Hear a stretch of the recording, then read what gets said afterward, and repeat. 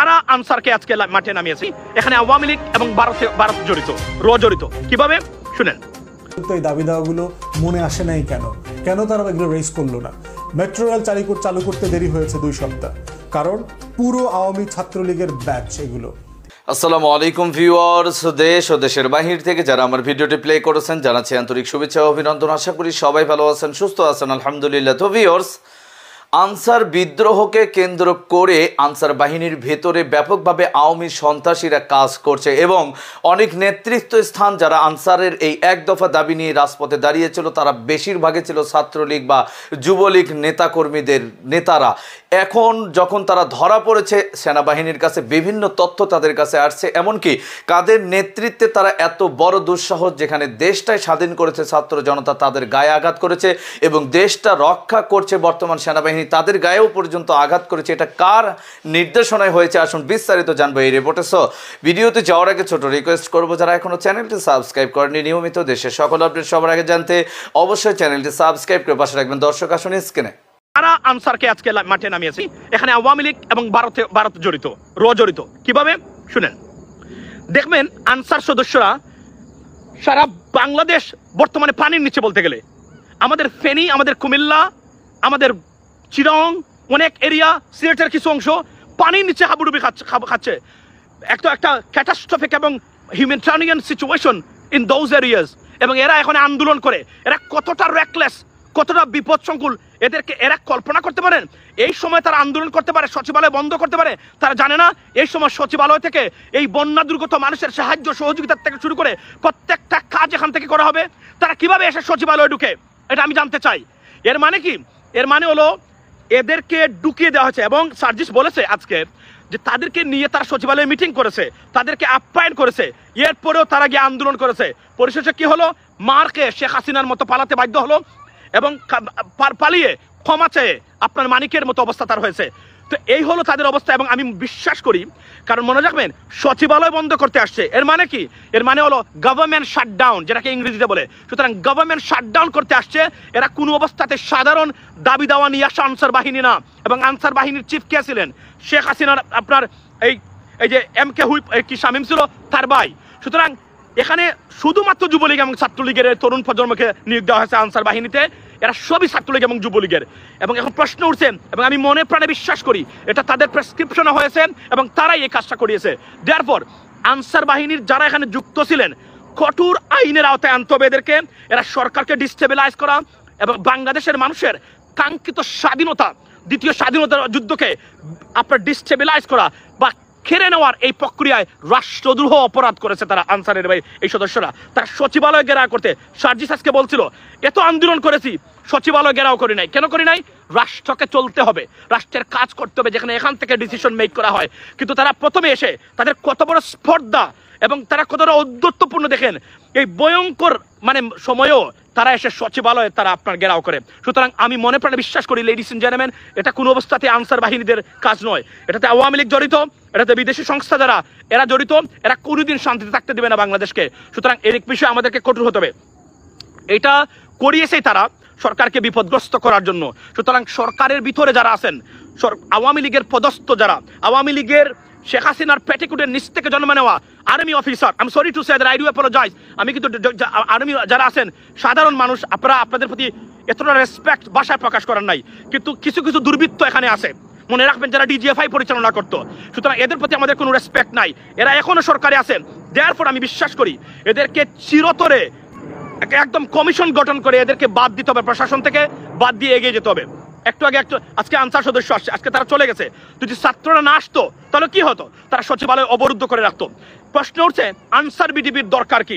আমি প্রস্তাব করছি আনসার বিডিবিকে এই সরকারের এদেরকে বাধ্যতামূলক বাদ দিয়ে, এমনি তো তারা ইরেগুলার অনেক ক্ষেত্রে, ছাত্র জনতার পক্ষ থেকে নতুন আনসার বাহিনী গঠন করা হোক, আর না হলে এটাকে অ্যাবলিশ বা বিলুপ্ত করা হোক। কারণ বাংলাদেশের মানুষের জন্য আনসার এবং বিডিবি কোনো প্রয়োজন আছে বলে আমি মনে করি না। কিভাবে মনে করি না? বাংলাদেশে পুলিশ ছিল না। পৃথিবীতে একটা রাষ্ট্র দেখান, ইভেন আমেরিকার মতো জায়গাতে যদি পুলিশ না থাকতো কি হতে পারতো সেটা আমরা জানি না। পুলিশ ছাড়া চলেছে বাংলাদেশ 3 সপ্তাহ, 2 সপ্তাহ চলেছে।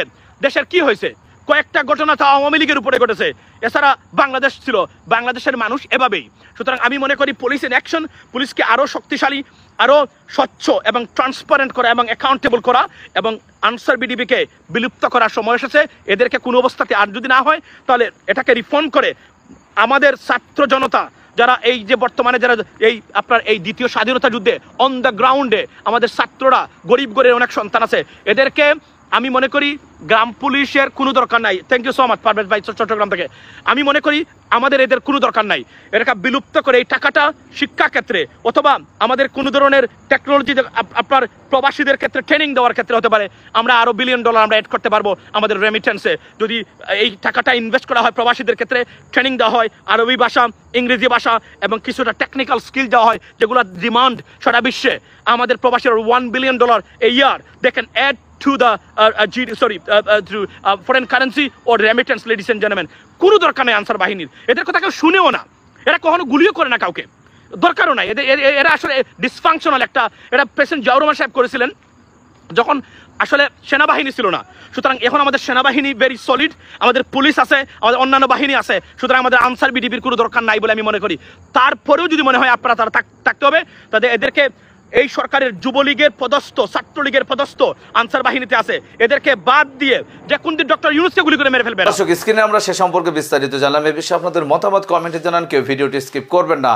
ইন্ডিয়ার কোনো ষড়যন্ত্রে আনসারের উৎপাত ঘটেছে কিনা এটাও নিয়ে ব্যাপক ভাবছে সেনাবাহিনী এবং প্রশাসনিক দিক থেকে বা তাদের যারা গ্রেফতার হয়েছেন তাদের কাছ থেকে জানা যায় যে আওয়ামী লীগের নির্দেশনা মোতাবেক তারা দেশের ভেতরে সেনাবাহিনী ও ছাত্র জনতার উপরে আঘাত হানিয়েছে এবং সচিবালয় ঘেরাও করেছে। আসুন আরো বিস্তারিত কিছু ভয়াবহ তথ্য জানবো এই রিপোর্টে। 3 সপ্তাহ আগে কোথায় ছিল তাদের যে মহান দেশনেত্রী লক্ষণ সেনের মতো পালিয়ে চলে গেল, তার পতনের আগ পর্যন্ত এই দাবি দাওয়াগুলো মনে আসে নাই কেন? কেন তারা এগুলো রেজ করলো না? মেট্রো রেল চালু করতে দেরি হয়েছে 2 সপ্তাহ, কারণ পুরো আওয়ামী ছাত্রলীগের ব্যাচ এগুলো এরা কাজ করতেছে না, ডিসফাংশনাল করে ফেলেছে প্রশাসনকে। প্রত্যেকটা জায়গায়, বন্যার জায়গা দেখেন যে বন্যা দুর্গত এলাকায় আমরা সার্ভিস দেখতে পাচ্ছি না, because local total Awami regiment যে অ্যাডমিনিস্ট্রেশন সেটা ইচ্ছা করে কাজ করছে না, স্লো করে ফেলেছে। সো ম্যানেজমেন্ট যে বদনাম, মিসম্যানেজমেন্টের এটা পুরোটা অন্তর্বর্তীকালীন সরকারের মধ্যে আসছে। এবং এই বাস্তবতায় এই যে প্রত্যেকটা দাবি দেওয়ার পিছনে দেখবেন যে কদিন আগে দেখলাম আমরা যে সংখ্যালঘু ব্যানারে ব্যাপক তাদের অধিকার, তাদের জমি জমা, তাদের বাড়িঘর লুণ্ঠিত হচ্ছে, এটা সেটা, এবং ভারত থেকে শুরু করে সবাই এই মিথ্যাচারে অংশগ্রহণ করেছে। পরে আমরা দেখলাম বিবিসি যখন এই মিথ্যাচারগুলোকে ফ্যাক্টস ফাইন্ডিংয়ের মধ্য দিয়ে ক্রাশ করে দিয়েছে, ডিবাঙ্ক করে দিয়েছে, তখন আস্তে এটা স্লো ডাউন হয়ে গেছে। তো ঠিক একইভাবে আনসারের যে দাবিগুলো, এটা নিয়ে আমরা আনসারদের সাথে কথা বলার চেষ্টা করেছি অনেকের সাথে, ভাই হঠাৎ করে এই দাবিগুলো আসলো কোত্থেকে? তো তারা বলল যে আগে দাবিগুলো করতে চাইলে আমাদের যে ব্যাটালিয়ন কমান্ডার থাকে, আমাদের যে ইমিডিয়েট সিনিয়র লিডারশিপ থাকে, তারা ডিসকারেজ করতো, চুপচাপ থাকতে, এটা দাবি দেওয়া তুলতে দিত না। কিন্তু ইদানিং নাকি ওই ব্যাটালিয়ন কমান্ডার যারা আছে, যারা লোকাল রেজিমেন্ট কমান্ডার আছে, তারা নাকি উস্কানি দিয়েছে এদেরকে, হ্যাঁ আপনারা মাঠে নামেন, আন্দোলন করেন, এটা সময়, বৈষম্য, এটা সেটা। এবং আমরা খবর নিয়ে জানতে পেরেছি এই যে বিভিন্ন জায়গায় সোকল ব্যাটালিয়ন কমান্ডার আছে আনসারের, গ্রাম প্রতিরক্ষা বাহিনীর, এগুলো সবগুলো হচ্ছে এই আমলের রিক্রুটার এবং সাবেক ছাত্রলীগের ছেলেপেলে অথবা সংখ্যালঘু সম্প্রদায়ের জনগোষ্ঠী। এরা সম্মিলিতভাবে আনসারের ভিতরে একটা উস্কানি দিয়ে একটা ডিসিপ্লিন ফোর্সকে মিউটিনির দিকে নিয়ে যাচ্ছে, বিদ্রোহের দিকে নিয়ে যাচ্ছে।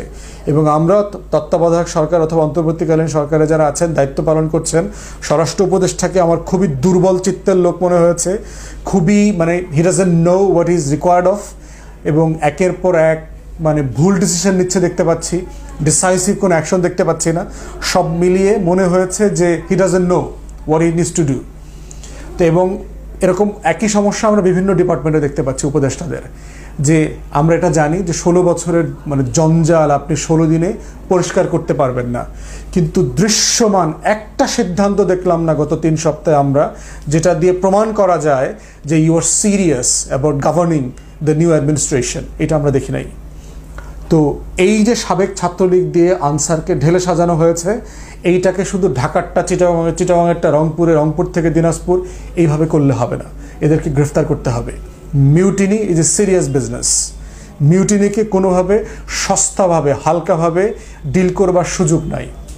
গ্রেফতার করেন ইমিডিয়েটলি, তাদের যে ট্রাইব্যুনাল আছে, তাদের যে আনসার অথবা হোয়াট এভার আইন এবং ট্রাইব্যুনাল আছে, ট্রাইব্যুনালদেরকে বিচার করেন, দৃষ্টান্তমূলক শাস্তি দেন অতি অল্প সময়ের ভিতরে, যেন কোনো ফোর্স দুঃসাহস করতে না পারে এই ধরনের সাবেক ছাত্রলীগ এবং আওয়ামী উস্কানিতে পড়ে রাস্তায় এসে সরকারকে এবং রাষ্ট্রকে বিব্রত করতে।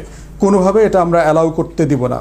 স্ক্রিনে আমরা সে সম্পর্কে বিস্তারিত জানাম। সো আজকের ভিডিও এই পর্যন্তই। ভালো লাগলে লাইক অ্যান্ড কমেন্ট করবেন এবং দেশের সকল আপডেট সবার আগে জানতে অবশ্যই চ্যানেলটি সাবস্ক্রাইব করে পাশে রাখবেন। দেখা হবে পরবর্তী ভিডিওতে ইনশাআল্লাহ। আসসালামু আলাইকুম ওয়া রাহমাতুল্লাহ।